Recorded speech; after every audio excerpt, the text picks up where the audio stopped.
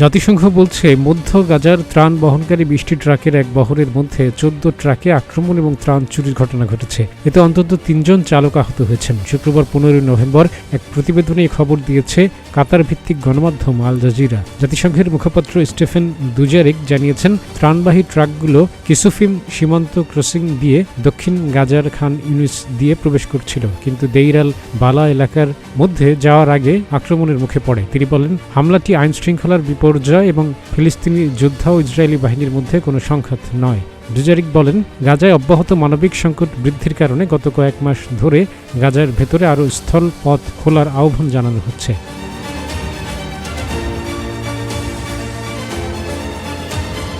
জাতিসংঘ এবং অন্যান্য মানবিক সংস্থাগুলি একই দাবি জানিয়ে আসছে। একই সঙ্গে ত্রাণ বিতরণের জন্য নিরাপদ শর্ত এবং বেসামরিক এবং মানবিক কর্মীদের সুরক্ষা সহ আন্তর্জাতিক আইনের প্রতি শ্রদ্ধাশীল হওয়ার আহ্বান জানানো হয়েছে। মার্কিন পররাষ্ট্রমন্ত্রী অ্যান্থনি ব্লিংকেন এবং প্রতিরক্ষা সচিব লয়েড অস্টিন 13 অক্টোবরের চিঠিতে লেখেন, মার্কিন যুক্তরাষ্ট্র প্রতিদিন 350টি ত্রাণের ট্রাক গাজায় প্রবেশ দেখতে চায়। ইসরায়েলি সামরিক সংস্থার মতে অক্টোবরের শেষের দিকে এই বছরের অন্য যে কোনো মাসের তুলনায় কম ট্রাক গাজায় প্রবেশ করেছে।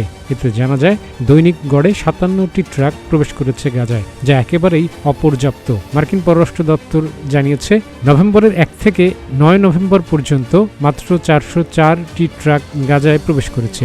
জাতিসংঘ জানিয়েছে, এটি গুরুত্বপূর্ণ যে ইসরায়েলি কর্তৃপক্ষ গাজা উপত্যকা জুড়ে সাহায্য কর্মীদের চলাচল এবং সরবরাহের সুবিধা প্রদান করবে। এই ধরনের ঘটনা সংঘাতপূর্ণ অঞ্চলে ত্রাণ সরবরাহকারী ট্রাকে আক্রমণ অস্বাভাবিক নয়, কারণ গাজার সবকিছু অবরুদ্ধ করে গত 1 বছরের বেশি সময় ধরে নৃশংস হামলা চালিয়ে যাচ্ছে ইসরায়েলি বাহিনী। এতে ভেঙে পড়েছে সেখানকার সব অবকাঠামো। ত্রাণের জন্য মানুষের হাহাকার বাড়ছে। মানুষ শরণার্থী হিসেবেও ইসরায়েলি হামলার শিকার হচ্ছে।